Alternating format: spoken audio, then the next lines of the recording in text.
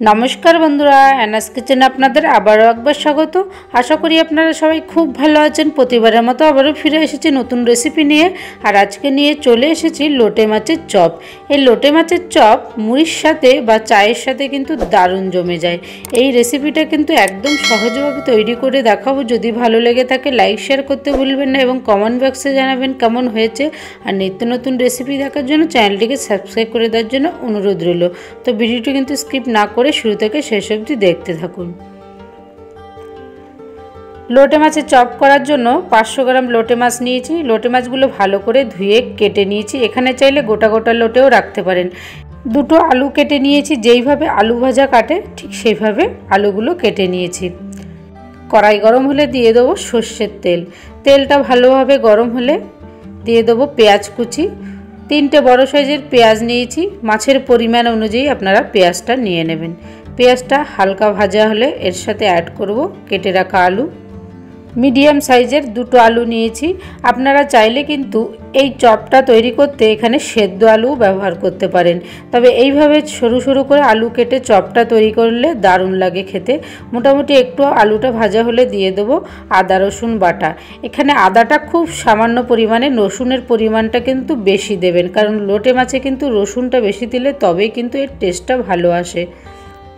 দিয়ে দেবো স্বাদ মতো নুন, অবশ্যই স্বাদ অনুযায়ী নুনটা দেবেন। হাফ চামচ হলুদ গুঁড়ো অ্যাড করলাম আর 1 চামচ লাল লঙ্কার গুঁড়ো। ঝালটা অবশ্যই পছন্দ অনুযায়ী দেবেন। হাফ চামচ জিরের গুঁড়ো। লোটে মাছে কিন্তু একটু লঙ্কার পরিমাণটা বেশি দিতে হয়, না হলে কিন্তু খেতে ভালো লাগে না। তবে ঝালটা আপনারা অবশ্যই পছন্দ অনুযায়ী দেবেন। ভালোভাবে কষে গেলে দিয়ে দেবো লোটে মাছটাও। এবার লোটে মাছ দিয়ে ভালো করে কিন্তু আবারও কষিয়ে নিতে হবে। লোটে মাছ দেওয়ার পরে কিন্তু অনেকটা পরিমাণে জল বেরিয়ে আসে, তাই এখানে কিন্তু কোনো রকম জল ব্যবহার করব না। এই দেখুন লোটে মাছ কিন্তু পুরোপুরি ভেঙে গেছে, জলও বেরিয়ে এসছে। এরপরে যে এর মধ্যে কাঁটাগুলো আছে এই কাঁটাগুলো বেছে বেছে ফেলে দেবো। মাছটা যখন মোটামুটি ভেঙে যাবে, দেখবেন কাঁটাগুলো আলাদা হয়ে যাবে, তখন এইভাবে কাঁটাগুলো বেছে ফেলে দেবেন, তাহলে কিন্তু মুখেও আর পড়বে না খাওয়ার সময়। ভালো করে কিন্তু একদম শুকনো করে ফেলতে হবে, যাতে কোনো রকম কিন্তু জল না থাকে। একটু সময় লাগবে লোটে মাছটা তৈরি করতে। এইভাবে নাড়তে নাড়তে দেখবেন আলুগুলো কিন্তু ভেঙেও গেছে। খুন্তির সাহায্যে এইভাবে ভালো করে আলুগুলো ভেঙে দেবেন। লোটে মাছটা প্রায় যখন একদম শুকনো হয়ে যাবে, সবশেষে দিয়ে দেবো একদম খুব সামান্য গরম মশলা। গরম মশলাটা দিয়ে আবারও কিছু সময় নাড়াচাড়া করে নেব। আলু দিয়ে লোটে মাছটা তৈরি করার কারণ হলো, এই লোটে মাছের সাথে আলু দিয়ে চপ তৈরি করলে কিন্তু চপটাও করতে সুবিধা হবে এবং গায়ে গায়ে লেগে থাকবে, কোনো ছাড়া ছাড়া ভাব থাকবে না। সব শেষে দিয়ে দেবো ধনেপাতা কুচি। ধনেপাতাটা আপনারা যদি না পছন্দ করেন নাও দিতে পারেন, তবে ধনেপাতা দিয়ে সবশেষে এইভাবে নেড়েচেড়ে চপটা তৈরি করবেন, দারুণ লাগবে খেতে। ভালো করে একটু নাড়াচাড়া করে নামিয়ে নেব। একদম কিন্তু শুকনো হয়ে গেছে, এই দেখুন। এবার একটা পাত্রে নিয়ে নেব। লোটে মাছটা নেওয়ার পরে কিন্তু ঠান্ডা হওয়ার পরেই কিন্তু চপটা তৈরি করব। হাত দিয়ে চ্যাপটা চ্যাপটা করে চপের মতো তৈরি করে নেব। এই দেখুন, 2 হাত দিয়ে এইভাবে চেপে চেপে একদম চ্যাপটা করে তৈরি করব। এখানে চাইলে কিন্তু আপনারা গোল শেপেও তৈরি করতে পারেন। একটা একটা করে সবগুলো এইভাবে তৈরি করে নেব। এই রেসিপিটা যদি ভালো লেগে থাকে অবশ্যই কিন্তু লাইক শেয়ার করতে ভুলবেন না এবং কমেন্ট বক্সে জানাবেন কেমন হয়েছে। আর আমার চ্যানেলে যারা নতুন এখনও সাবস্ক্রাইব করেননি, প্লিজ সাবস্ক্রাইব করে দিয়ে পাশে থাকার অনুরোধ রইল।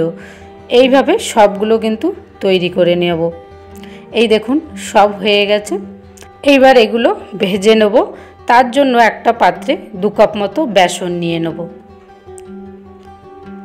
এর মধ্যে অ্যাড করব সামান্য পরিমাণে নুন।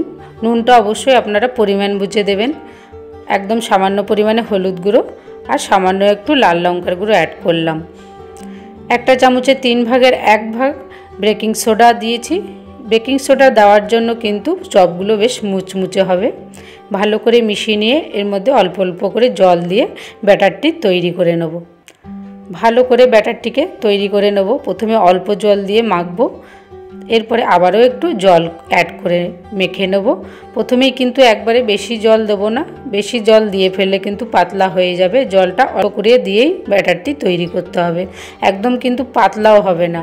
এই ব্যাটারটি কিন্তু একটু ঘন হবে। একদম ভালো করে মিশিয়ে নেওয়ার পরে দেখুন ঠিক এই রকম ঘনত্বটা রাখতে হবে। এরকম রাখলেই কিন্তু তবে চপটা দারুণ হবে। এইবার এই ব্যাটারটির মধ্যে লোটে মাছগুলো এইভাবে ডুবিয়ে ডুবিয়ে ভেজে নিতে হবে। একদম খুব সাবধানে হাত দিয়ে তুলে তবেই কিন্তু তেলের মধ্যে ছাড়ব। আগে থেকেই তেল গরম করতে দিয়েছি, এখানে সর্ষের তেল নিয়েছি, আপনারা চাইলে এখানে কিন্তু রিফাইন তেল দিয়েও ভাজতে পারেন। এক এক করে সবগুলো দিয়ে দেব। খুব সাবধানে কিন্তু বেসনের থেকে তুলবেন, না হলে কিন্তু ভেঙে যাবে। লো টু মিডিয়াম হিটেই ভাজবেন, তাহলে কিন্তু চপটা ভেতর থেকে ভালোভাবে ভাজাও হবে। আর একটু লাল লাল করেই ভাজা করব। লাল লাল করে ভাজা করলে খেতে কিন্তু দারুণ হবে এবং মুচমুচেও হবে। এইভাবেই লোটে মাছের চপ করলে কিন্তু পুরোপুরি দোকানের মতো হবে।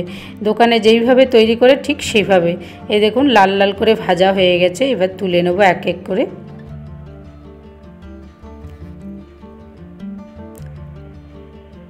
বাকি চপগুলো ঠিক একইভাবে ভেজে নেব এক এক করে। এখানে চপের আকার কিন্তু আপনারা চাইলে একটু লম্বা লম্বা গোল শেপেও তৈরি করতে পারেন। এইভাবে চ্যাপটা চ্যাপটা করে আমি তৈরি করেছি। এই চপগুলো কিন্তু লাল লালভাবে ভাজা হয়ে গেছে, এবার তুলে নেব সবগুলো। এই রেসিপিটা কিন্তু একদম খুব সহজেই দেখিয়ে দিয়েছি, একদম সাধারণ একটা রেসিপি। যেইভাবে লোটে মাছের ঝুরঝুরে তৈরি করে ঠিক সেভাবে তৈরি করে নিয়ে এইভাবে চপটা তৈরি করবেন, দারুণ লাগে খেতে। এই দেখুন একটা আমি ভেঙে দেখিয়ে দেবো, কত সুন্দর মুচমুচে হয়েছে এবং খেতেও কিন্তু দারুণ হবে।